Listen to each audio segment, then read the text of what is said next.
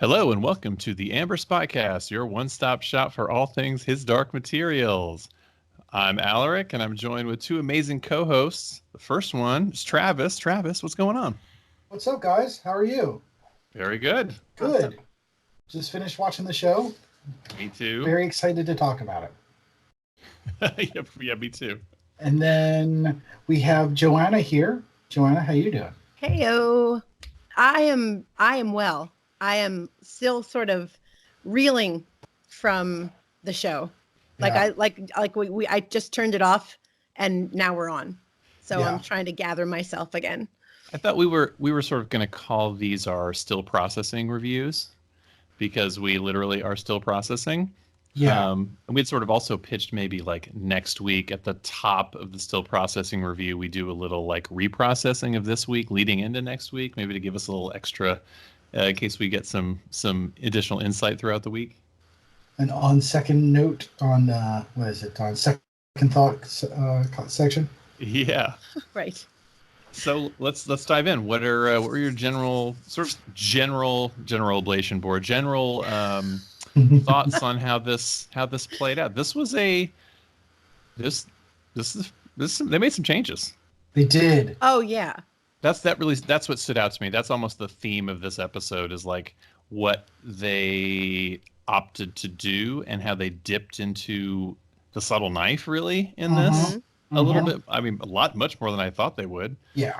I was giving them kudos and props last week for not sort of giving up the ghost about. I mean, it's not even spoilers because it's in this episode. This parallel world, which is our world, right? That Lord Boreal is passing between freely. Joanna, do you want to start? No, I am just. No, I don't want to start. I really don't. I feel like right now I can only react to something you say. It's hard. I had the captions on when I was watching because I was trying to take notes as I was watching and still trying to like enjoy and pay attention to it. And there were a couple times where I had to tell my husband, I was like, stop and rewind that. Stop and rewind. Like I just missed all these things that were going on. But there were several times when we were watching it with my son, who's 9, and he said to me, he was like, is this the golden compass or the subtle knife? And I was like, well, it's the golden compass. Yeah. Yeah. I was like, and it is the subtle knife. So if he picked up on that, I thought they were very clear. Yeah. Very clear. Yeah. I don't know that I'm overly keen on it. I don't know that I'm overly I like the episode, don't get me wrong, as a whole. But the adding the Lord Boreal jumping between worlds thing, I'm not overly keen on it because I kind of feel like it's going to undercut the impact of what Azrael does at the end.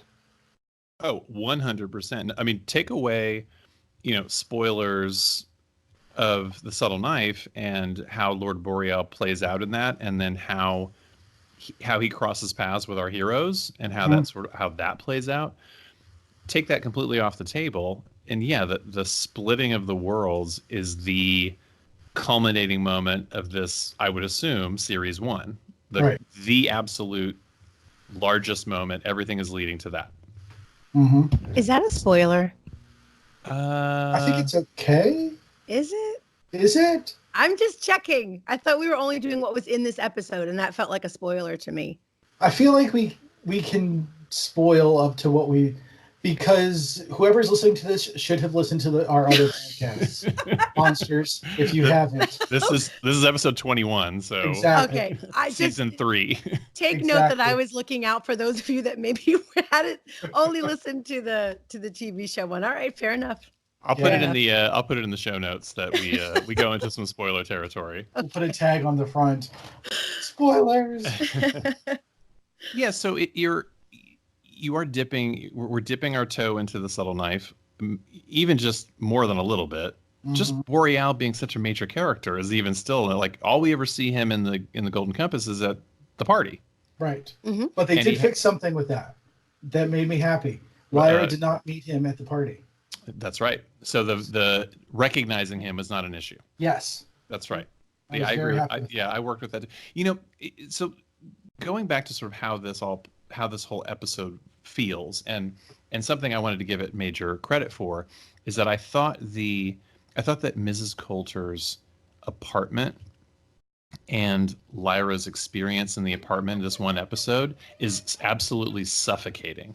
It's a very much like everything feels close and you're nervous all the time. And even at the very beginning of her time there, it feels sort of like oppressive, sneaky oppressive, and every little thing. And it's very quiet. There's very little score.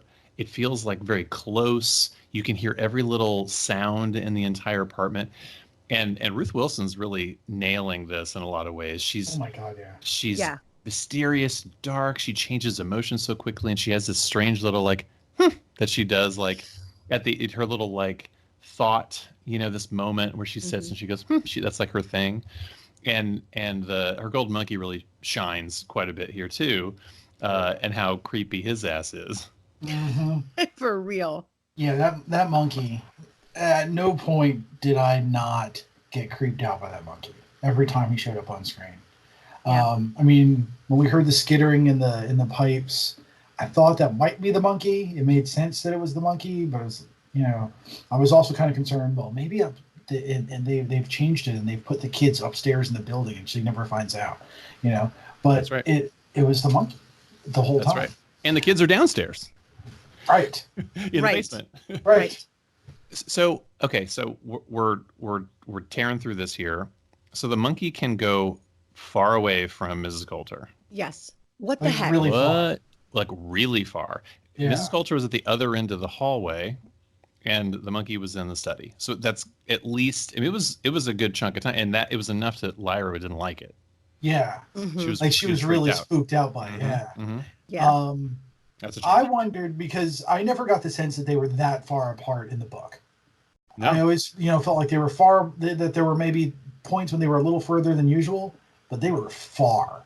And my first thought was, is Mrs. Coulter like part witch? Like is she somehow able to separate from the demon? But then I realized some other things that I know are going to come later that I won't spoil.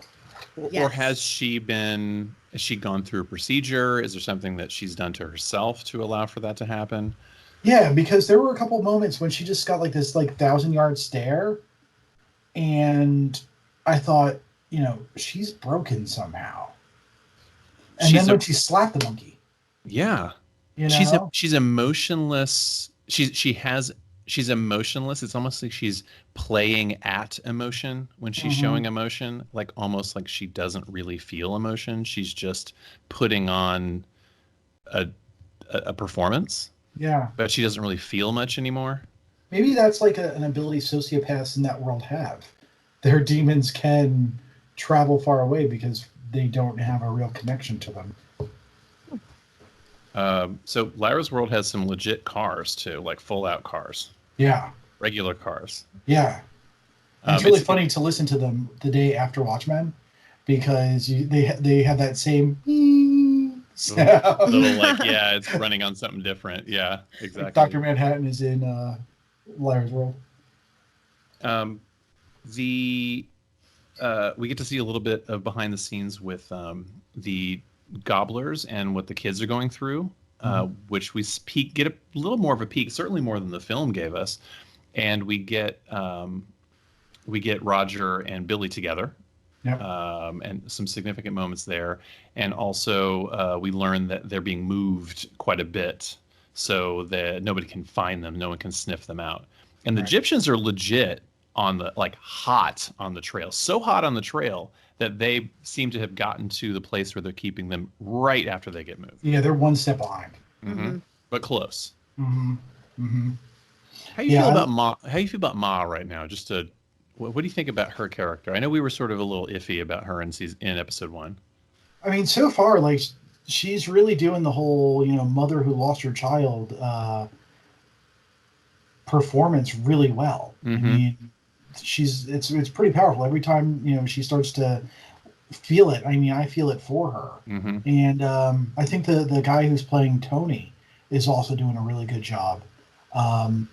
But what do you guys think about the way John Fa and Ma Costa The forehead, reacted there? Yeah. Yeah, like Yeah. I wondered, is John Fa his pa in I this world? mean, that was familiar. Yeah, It's very familiar. That was more familiar than I'm the leader of all the Egyptians familiar. absolutely. And so then I was like, well, Yeah, It lingered for a long time. and hands were held. exactly. It was, I mean, it implied to me something different. Right. And perhaps he is, maybe he is Billy's dad. I don't know.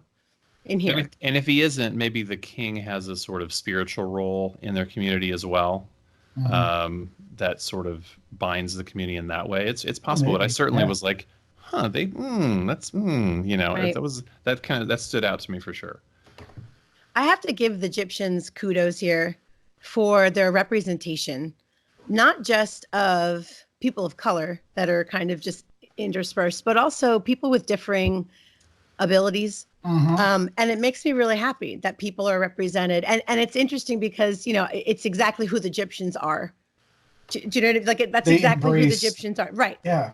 But I really loved how you could, any one person maybe could look up and see themselves at some time watching that. And that Mhm. made me happy. And seeing that they would have a place in that world, not some kind of outcast or whatever. They Right. have a real place in that world. Yeah, Right. that's awesome. So I know we kind of blazed past it into like, it's hard to know how to talk about this because like you want to talk about it all at once. Yeah. But that, so I guess my first question is, and this was a big issue. I won't say contention, but there was some back and forth on how much time do you think was spent in Mrs. Coulter's apartment here before she went? Do you gentlemen feel like did it feel like it was enough time this time? Or did you still feel like it was not quite that length of time? I felt like there was enough time for them to have built a relationship this time. Like I felt like there was enough of a montage for us to kind of understand. Okay, some time has passed. I don't think it was as long as I thought it may have been. Like I thought that, we were like at 6 weeks or something before, but I think maybe we were at like maybe 2 or 3. Tops. Yeah, Mhm. tops. Yeah, Yeah, that feels right. yeah. Well, yeah, she gets there, and they have the bathing scene, which feels like it's very early on in the relationship before they go to the Arctic Institute, which they have a moment there very early on where Mhm. she still has affection and she's still kind of like wowed by Mrs. Coulter. Mrs. Coulter also, I don't know if you caught this line and it made me laugh, but she talks about having her best people on this like looking for Roger project. It reminded me of she sent her 4 fastest ships, from Yes. Right. Princess Bride. Right. It's like, she's not really looking for him. I like that. And then they get into the schooling and the studious part of their relationship where she's sort of like trying to mold her a little bit more. Mhm. And she has the fitting for her dress for the party. There's some time passing here. I think Mhm. it's palpable, but I don't think it's 6 weeks. It's maybe a couple weeks. Yeah. Yeah, Yeah. I think that's fair. So you brought up that bathing scene, and there's a point that really got me in there when Lyra started to give her one of her Lyra stories about, oh, I use my long hair as a rope, and she and Mrs. Coulter says, Lyra, please don't lie to me, and she yanked her hair just a little bit, A little Mhm. bit. just enough that that she's not messing around. Mm-hmm. And Pan got it. Lyra Pan got did, it. but Pan did. Pan Yeah. almost in maximum cute mode too, like standing on the side of the tub, Yes. like as cute and little button nose as you can get on Little on. White Pan is so freaking adorable. So adorable. Oh my god! If I I don't love get a stuffed version of him soon, In that scene, the monkey is sitting with his back to the tub. I like that touch. Oh yeah, seething. Yeah. I he mean, was just resentful. so angry and upset, like she Mhm. was doing that. Which made later in the episode the slap a lot more meaningful. Like it felt in the movie, it felt a little out of the blue, although I liked it. Like I liked that touch a lot, but it kind of felt out of the blue. There wasn't really this sense of it, but it gave this sort of, dissent between them at times. And so when she smacks him again in this one, it was like a perfect, fit. Yeah, there's a real contentious relationship between Mrs. Coulter and her monkey. Because later, during the scene when she's coming up the elevator and Lyra's in the study, which I can't wait to talk about, the monkey looks at her and looks scared. Just looks scared of her. And it's just like all the implications of having, the personification of your soul be something that you have a contentious relationship with, like so much so that it's afraid of you, is really neat, and kind of takes me back to that whole sociopath thing. Yeah. And I think it takes... Oh, go ahead. I was also thinking that, we also have to remember that the monkey knows who Lyra is. Again, I'm going to stop talking because we haven't gotten to that part of the show yet. But, yeah. Well, and it made me think, what I was going to say was, it made me think something you said in our podcast about the books, which is like, it's like this it's almost like self-loathing the way she treats the monkey. Like it's this self-loathing that she has, and she takes it out on him. Keeps her composure, but she'll kind of take it out on him. And it felt like that. Again, it was actually a really good, because there's multiple times where, like, there's this one time in the episode where well, you know what? Why don't we talk about it when we get to it? But at the end of the study scene. Yeah. And, there's a part there where, like, the monkey is acting a certain way, and it was in a positive way. Right. But yeah, maybe I'll wait to talk about it then. Okay. Do we want to talk a little bit about the Master and Boreal scene where the Master goes to see, or the Lord Boreal goes to see the Master and is asking about Grumman's skull? Yeah. Firstly, with that, is that the church where Harry and Meghan got married? I'm really convinced that that's the place where they got married. Because I was up at 7:00 in the morning that day with my whole family watching that, and I've got no shame. And that room just really screams of that. And it certainly really could be, yeah. If that was an alternate universe version of that place. So he comes he wants to see Grumman's head, and they had thawed it and cleaned it and put it in the crypts, but he wasn't going to let him see it anyway.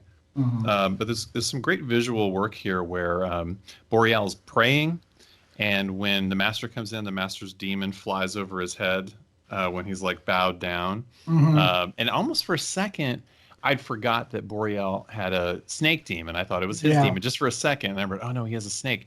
And then the Master puts up his arm, and it's like a huge bird lands down, and it's like cawing, and like kind of in a threatening manner.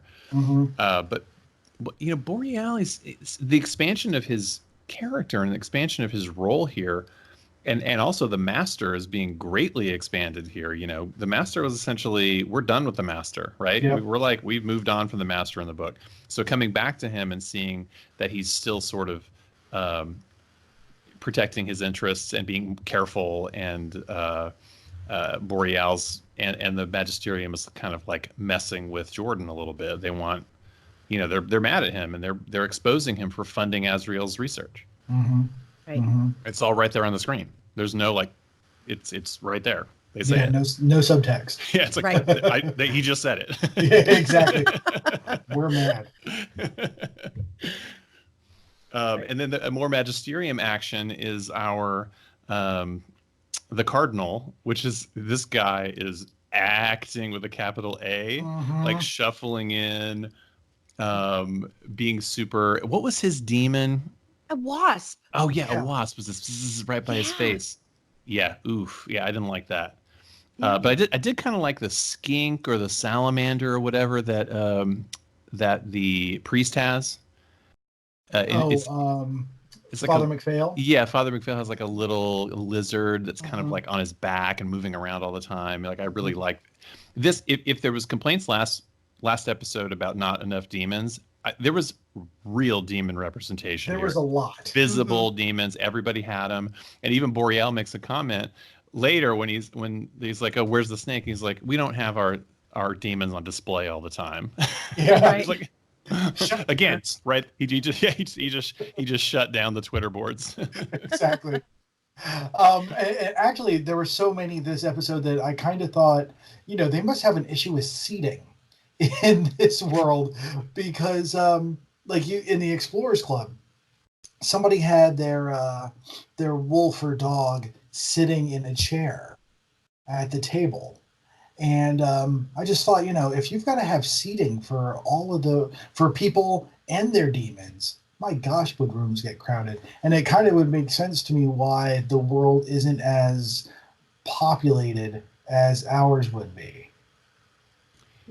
Yeah, certainly. It's they have it's like in our world, it's like party of one, like you're sitting by yourself. But this world is like you always have party of two, no matter what. But I guess if it was a wasp, it would not be that big a deal. Yeah. So it kind of depends on what your demon is. But you never have a party of one. You're never alone.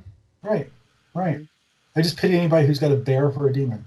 Yeah, I encourage people to go and listen to Elaine Boozler does a bit about going to a restaurant and asking for a party of one, and that sort of like saying it's a party even though you're by yourself is like the saddest version of a party.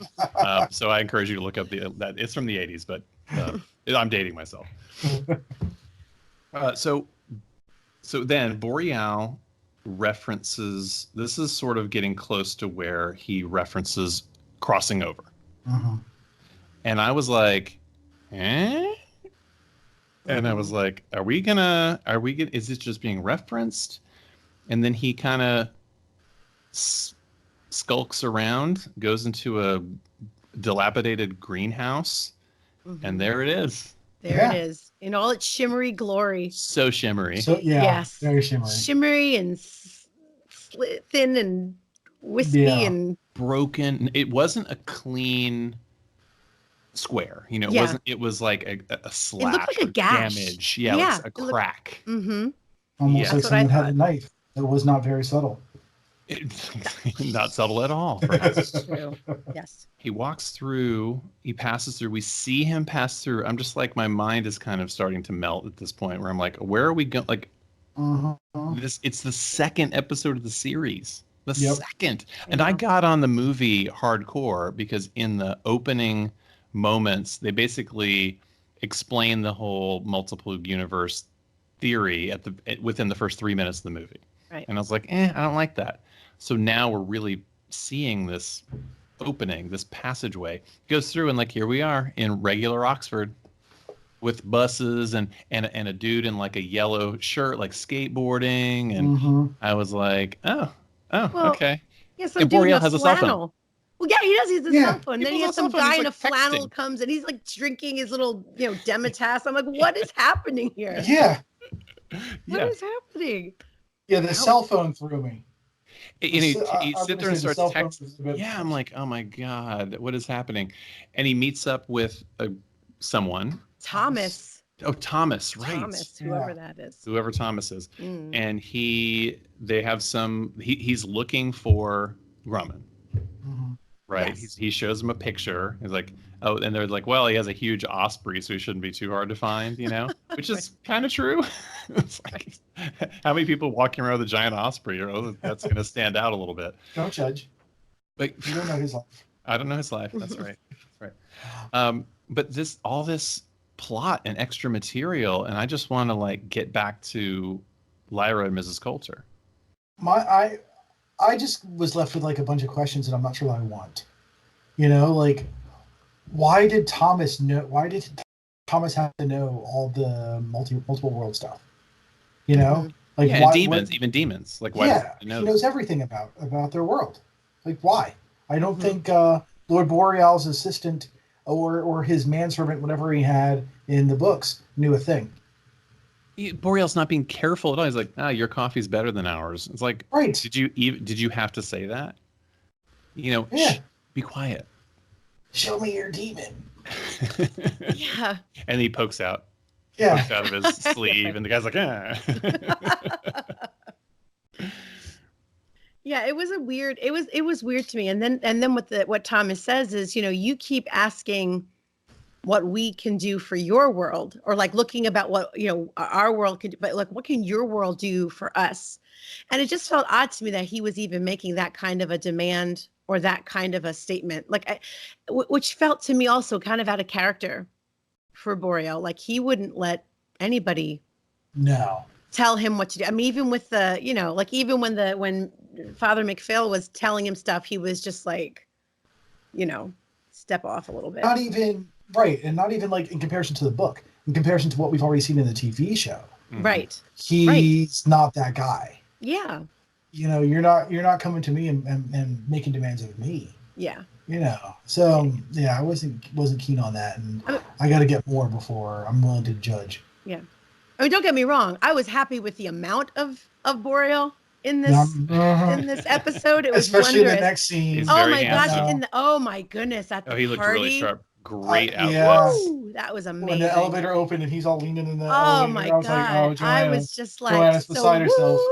I was. Get me some smelling salts. I think it's clear to me that he is getting his wardrobe from our world. Yeah, that tuxedo. I mean, he's it looked wearing like crushed velvet. Yeah, he has like wingtip shoes. Like, I think they're really making it clear that he's spending a lot of time in our world, and he's enamored with our world. Yes, and he was very familiar. Yeah. With that. But it opens up a lot of questions. All this stuff, all these like side deals, all this discussion about it opens up so many questions about who we just read about, and specifically the research that's happening in our world and how Boreal needs it. It doesn't feel like there's as much of a need. The more he's sort of like going through his day-to-day shenanigans, it feels less and less like he needs someone to be doing something for him like this, or he needs to find somebody doing that research. To be fair, he's only got access to 2 worlds. Right. Yes, that's true. That's true. So he and the Magisterium probably want. Well, I mean, we know they want access to all of them, and that's why he's doing the research. But they have business culture on a pretty short leash at this point. And he, she gets threatened, essentially. And she ain't real happy about that. No, she was not. She gets fiery, and that's when she gets mad. And it sort of leads to a really good scene between she and Lyra. And Lyra whispers a lot in this episode. But she starts to liven up a little bit as the episode progresses, and she starts to kind of really come into her own a little bit. And she pushes hard, especially in that scene that I guess we can talk about now. Yeah. The scene when after the Magisterium guys leave, and Lyra's immediately starts pushing at Mrs. Coulter right away about the purse. And that read very much like the book. That really played out very much like the book. Yes, that was right out of the book. Yeah, there was some assertiveness that wasn't there though in the book. That was and which worked. I mean, I think it worked because it showed how she was getting fed up. Very clearly how she was getting fed up, as opposed to letting somebody like literally pull her hair in the tub and her just being like, "Oh no," like kind of blowing it off. Yeah. To this where she was like, "You're angry and you're still angry." And it made Mrs. Coulter like furious to have herself like be read because she's so careful about what she puts out. And that's Lyra's gift. She was about to walk away in that moment, and Lyra just pushed one more button. Yep. One more button. Yep. And she snaps, and then she does kind of that. Yeah. And which we've seen in the teasers, so much of that moment. And Gold Monkey grabs onto Pan, and all hell breaks loose. Oh, that's terrible. Poor Pan. Poor Pan. He's changing around. His biggest form, he goes into the cat, right? The big cat. That's his biggest form. But the Pine Marten, I think, is more of like a little more feisty. Yeah. And he kind of ends up there trying to fight in battle. But the monkey's just too dexterous and too strong and too old, knows all the tricks. Yeah. But that battle lasts a little while, and Lyra is done in by it, really. Yeah, and Mrs. Coulter, I mean, just looks so cold. Serene. Like calm. It actually calmed her down. She was mad up to that point. Right. It was a release. Yeah. Because she was able to say that. Yep. It was the first time in like I guess, whatever the showtime was, an hour or 2 hours, that she had power again. The magisterium guys came in and they were in charge. Mm-hmm. Now she got to reassert herself with and she got to, here's another change from the book that I thought was nutso, and I went into all caps in my notes. So it's like that happened. Well, she just told her, he's your daddy. It's like, wow. Yeah, the Azrael reveal was another kind of like, oh yeah, you're right. It's like it's like almost like a slap in the face. A failure as a man and a failure as a father. She delivered really well. That line. She's acting with capital A there too. Yep. Really strong performance. Yeah. See, you guys are saying that she isn't feeling and she's cold, and I don't think that that's true at all. Certainly not here. I think she's just controlled. And I think every once in a while, she loses control. And that's what Lyra said. You lost control. She's like, I didn't lose control. And she really kind of didn't. I mean, she was just kind of like, Lyra, go. Like she was just like kind of stern with Lyra when the magisterium came. Mm-hmm. But she gets, she's at one point after she has that confrontation with Lyra, she's like crying. And she shocks herself that she's crying. She's just like, oh, like, I can't believe I'm letting myself, how silly of me to have let this get to me. Yeah. And so I really do feel, I mean, this is a much more empathetic, in a different way, kind of Mrs. Coulter. I don't feel badly for her, but I understand her, I think, a little bit better. I think the complexity of her personality and how she relates to Lyra and what that situation is for her, it's very clear from the beginning in this episode, at the Arctic Institute, about just saying, like, look, there are men in, like, how many women do you see here? Mm-hmm. Like they lay that out clear. Mm-hmm. And she's like, they will, berate you. She's like, I'll teach you that they won't, they'll never be able to touch you. Right. And so like, so again, it's like, it's that, I feel like she's just so super controlled so much of the time. Yeah. Yeah. I can see that. And I can, she's certainly more human in this than she is in the books.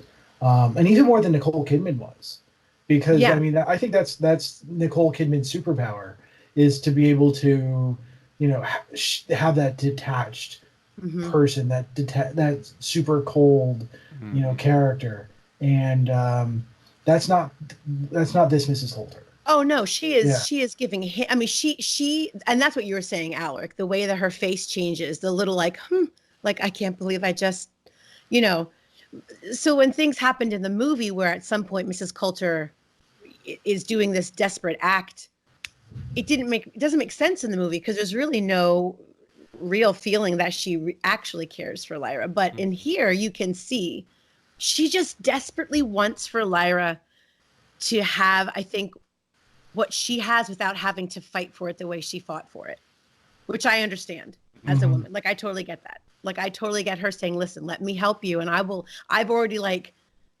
paved the way. Let me show you how to walk this road, but I've paved the way for you.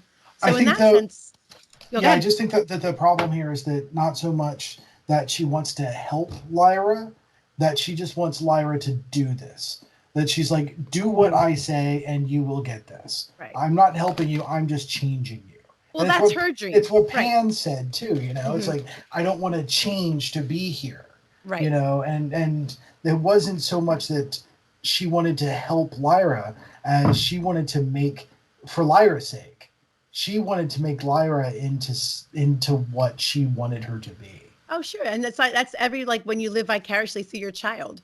You know what I mean? You have to be a great, sports kid because then I feel like I'm and I feel, so yeah, I mean, don't get me wrong. I don't mean because she has affection for Lyra and is doing it to legitimately help her, but she's doing it, I think, in what she thinks is helping. Like, do you know what I mean? Like, it's her, like, to her, she thinks she's helping Lyra to do this good thing, and she's not. I mean, we can see that she's not, but I think to her, she is just trying to say, like, this is what I want for you. And Lyra's like, I don't want that. Well, I guess that, and I think that's kind of elucidated when she says the thing about, I don't know if that was the right word. In any case, it's made clear when she says the thing about Lord Asriel, about how he's a failure as a father, as a man, and as a father. You know, he never did anything for you. I'm here to do this. And since we're cool with spoilers, I kind of feel like that whole scene, if Lyra were an adult, she would have gotten that whole thing. She would have made all the necessary connections. I think that was one of those times where she's 12. There's some innocence there. Yeah. Yeah. She, and she even, we were talking about her being molded, and they give Lyra enough of a sense that things aren't right, but she's kind of begrudgingly going along with some of the things. And Pan has a very similar line from the book that he says in the show, which is kind of like, she's molding you to be more like you don't want to be molded like this. He's sort of like trying to put her back on the path. And I feel like the entire time with that Roger hunt that's in the back of her mind, she's never comfortable. She's never fully comfortable in this apartment. She's never feels comfortable. Whereas I think in the book, there's a little more comfort. She's kind of on board a little bit more. I think because they had to condense this a little bit, that they gave her a little nagging, earworm that was kind of like bothering her about what things are. And that's why when she hears the sounds, at the middle of the night, she's really it's like she's not comfortable there. She's like, what is that? What is that? And they're just like hunting around for that. And then we can go into talk about how the monkey is moving around this apartment. Yeah, he's got his own secret monkey tunnels. Secret monkey tunnels. He's John McCain. He's like, right? From like Die Hard. Like he's just crawling through. Yeah, that's great. Yeah. I was just imagining the monkey like with like a lighter. The lines from Die Hard. Yeah. That's all I kept thinking of. I was like, how are you, John McClane? Okay. Yeah. But it's perfect because it just shows like literally he has to sneak. Yeah. Around. He's made to sneak. He's made to sneak, but I think he also like I feel like when Lyra finds him in there, he is like when she opens the door and he looks kind of like scared. I think it's because he thinks it's Mrs. Coulter, not that he thinks it's Lyra. Like I don't think he was supposed to be in there, and I think she slapped him. Yeah. When he was scared, I was talking about the time at the end of the episode when she's coming out of the when Lyra goes into the study, and the monkey and Mrs. Coulter and the monkey are in the elevator together. Oh yeah. Yeah, we're sort of talking about both of them at the same time, simultaneously. I think we're just talking about both points. But Mrs. Coulter goes down to the basement. And that's where I guess the gobblers have brought all the kids. This must be maybe their final stop before they leave. And they have the scene right out of the book where she takes dictation of their messages to their family and their friends. And, the reveal, there's a real significant reveal about she finds out who Roger is and that he's writing Lyra a note. And there's it makes it even more gross that she takes him and just burns him. Yeah. It's like she knows that's the one that Lyra likes. That's how much she cares about Lyra, which is very little. And Roger's letter was a big F you to Mrs. Coulter. Of course, 100%. He wrote it himself. Fantastic. I know. It was so great. He's like, give me that pen, give me the paper. You'll never guess who's taking me.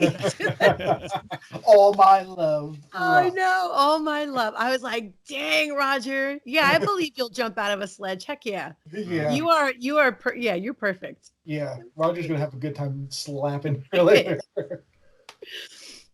And she burns the letters and she gives a little right after she does that too. Another one of those. And the monkey's a little bit wide-eyed there too, a little bit. Yeah.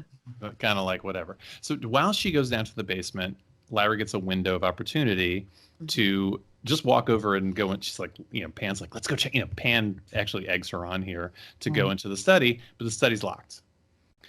So this is where we get to see the John McClane stuff, to go and check out what she's hiding in there.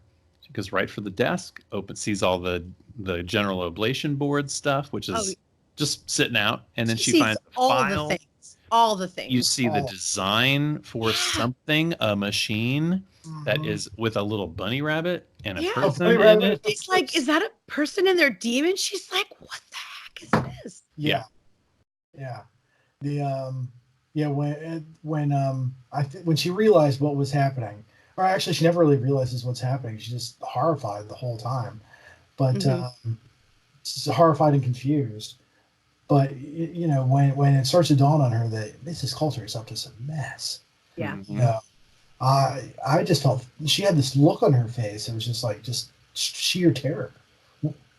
You're like, what is it? Just there's a real kind of shock to it. Yeah. She doesn't have much time to really take it in. You know, pans on lookout as like a moth.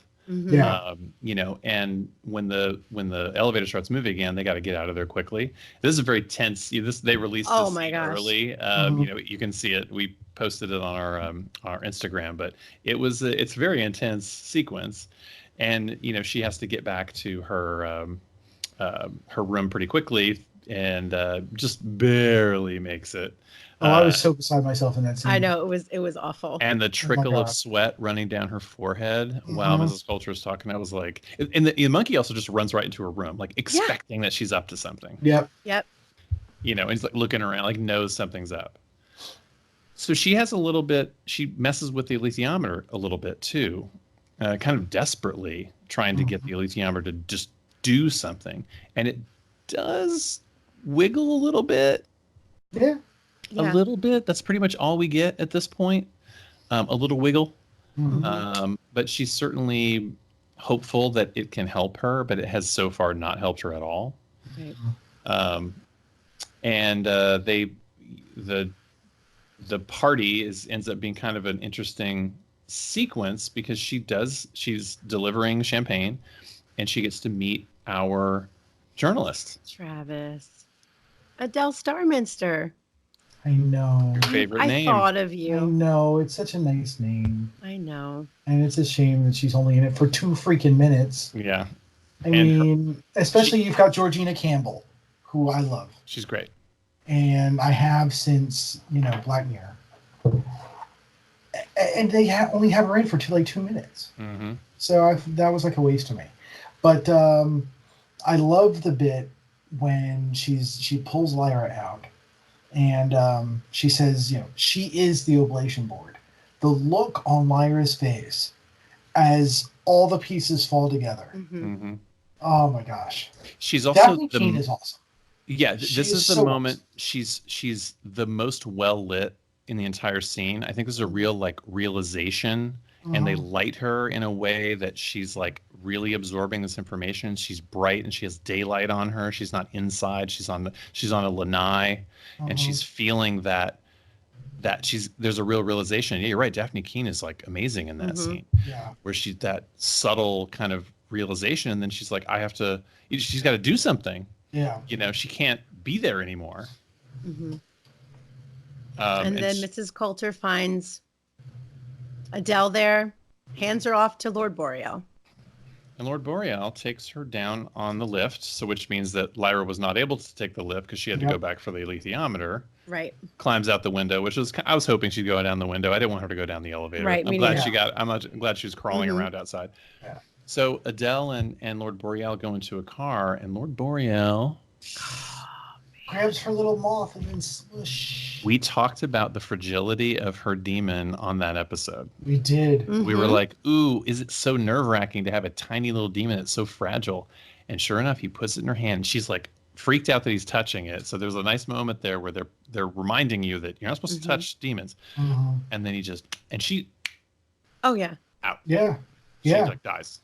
I mean, that's the thing, right? Like, the taboo has been all that stands between people with like little fragile demons and death. It's just like a murderer. I mean, like, right? Yeah. There's a social contract, right? That's it. We don't kill each other. Same thing with the demons. Yeah. Right. That's crazy to me, though. I mean, like, somebody with a more robust demon, could last a lot longer. But somebody with a moth or even the wasp that we saw the folks from the guy from the Magitarium had. Yeah. Those people have demons that are a second away from death. A can of Raid that's it. Yeah. Like Stelmaria is not gonna stand up to a lot of abuse. You know, she can fight. Right. She's big. Right. Or even like the servant wolf, like the big dogs or the wolves. You know, they're strong and robust. It just shows how important that taboo is. Yes. And then how easily he breaks that. Right. Without even a second thought. Absolutely. He does it with very little feeling. And then opens up his hand and looks at it, but it didn't disappear. That's what I. Yeah, there was no dustiness. It was. So I wonder if Adele's actually dead in this, or she's just injured, or she passed out. Could he have just damaged it so much that she passed out and she'll be back later? I feel like we're never going to see her again. I don't know. Probably not. It felt like she was dead. Agreed. Yeah.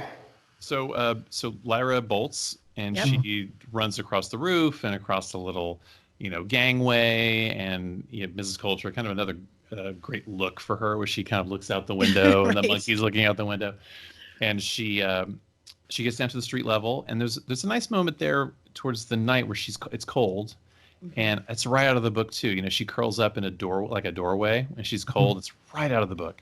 Yeah. But we see the creepy fox.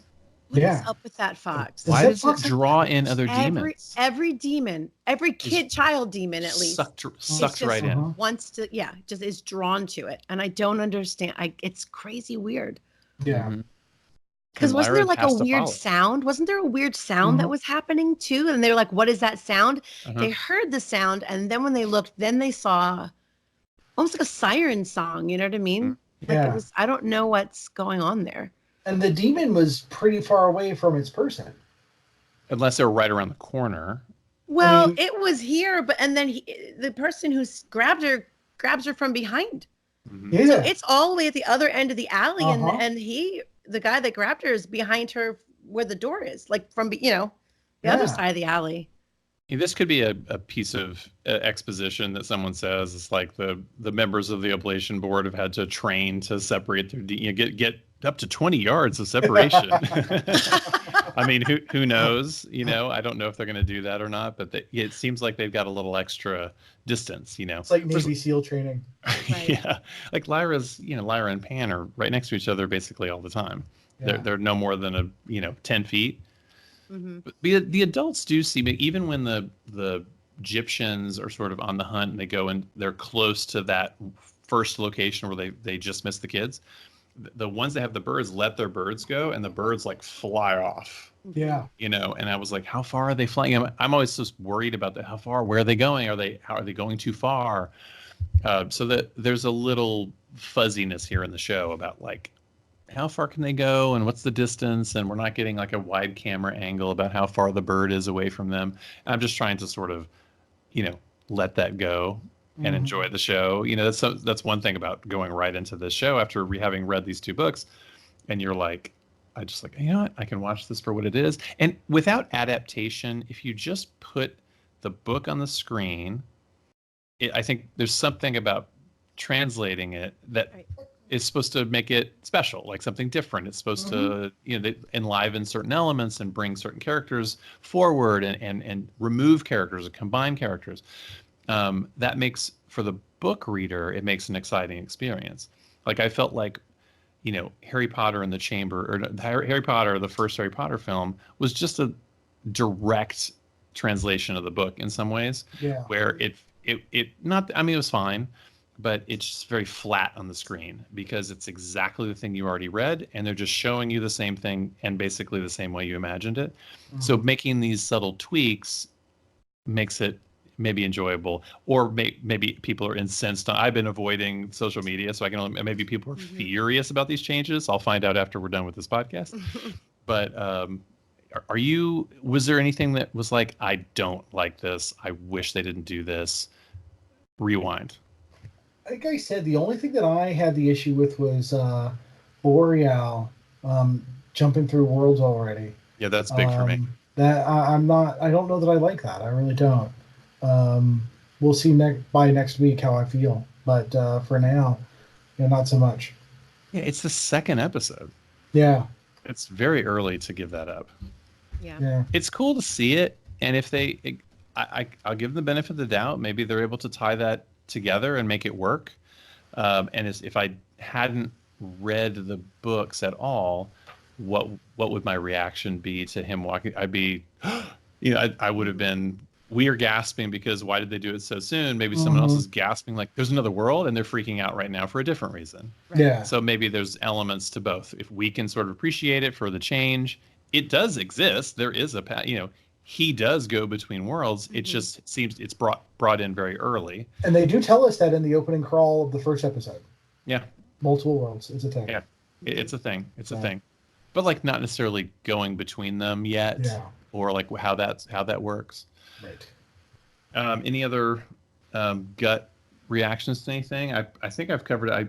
My first note is just cars! Exclamation point. I don't know why that was there. I was so excited or surprised by that. The only other thing that stood out for me was the golden monkey. In this case, it wasn't mute. It screeched like a real animal. Mm-hmm. Mm-hmm. And so far, that's the only demon that does that. Yeah. So something to think about. The snake doesn't talk. The snake just slithers and makes S sounds. And the master's crow or raven like caws like a raven doesn't speak. But there's some Pan is the most verbal by far. Oh yeah. Obviously, but I wanted to something that stood out to me is in the movie this is why a series translation works so much better for books is like in the movie we're 15 minutes into the movie maybe at this point and we're already 2 hours into the show and we haven't even left London yet. We're still like dealing with the stuff that's going on in London. They're really letting this breathe. Even though some of it, they're moving things around and expanding, we're still in the same space. They're really not rushing here. They're taking some time. How many episodes are we getting this season? 8. Okay. Which doesn't feel like enough now. No. Now that we're 2 in and we haven't seen any of our favorites, I'm like, when are we going to see when are we going to see all? There's so much other stuff. So much stuff. We did see a bear skull. It's getting close. We saw a bear skull today. Was that in the Arctic? That was in the Arctic Institute. Yeah. So it's getting close. Well, we very much appreciate all our wonderful listeners, and we have a lot of new ones. And thank you for joining us.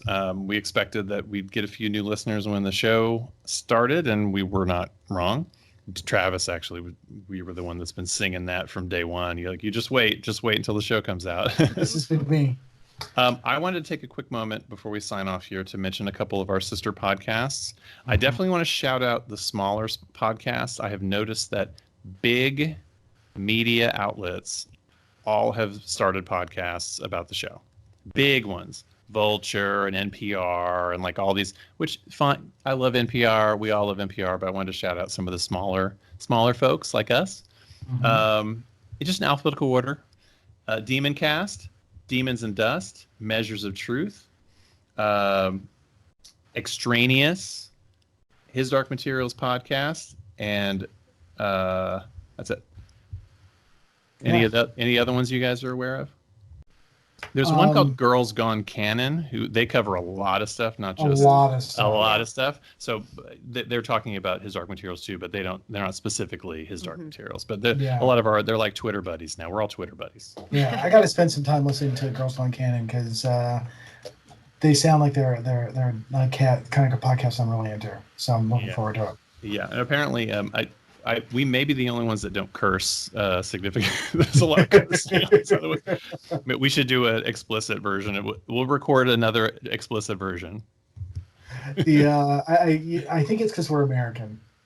I know that there are a lot of the Brits. They let it fly, and it's our puritanical roots. Perhaps. Although I do curse in regular life. I don't. I do, like a sailor. Yeah. High five, virtual high five. Yeah. I'm protecting my teacher image by just saying effing. That's the worst. That's probably the worst I'll do. I have such a little moth demon. Oh no, Travis! I want you to have a bigger one. I'm too worried about the little ones. I want a big, just a hearty one, a big one. All right. I'm feeling the lemur is too small now. I need to go for a bigger one. Yeah. We all need like armored animals. Gotta get the aardvarks out. Mm-hmm. Yes. Well, we appreciate everyone listening, and we'll continue this journey together. We're episode 2. The idea of the North is at a close. Next week, we saw the teaser for it, and I'm a little psyched. There's some stuff going on. Yeah. Lyra's been snatched, so we'll have to see what happens. Does she get Mrs. away? Coulter's got the strap. She's ready. She's got a gun, man. Yes, she has a gun, and there's a guy in her apartment she's gonna shoot. What is happening? Yeah. Tell you, they're good at cliffhangers. Yeah, they are. They're doing a good job. They like, who does not want to come back? Roger in the cage, and then Now Lyra getting snatched. Yep. Yeah. So the next one, what will the next one be? We'll do a prediction. We'll put up a prediction. Poll on Twitter. Who will be kidnapped at the end of next episode? All right. Appreciate everybody. Have a good night. Bye, everybody. See you later.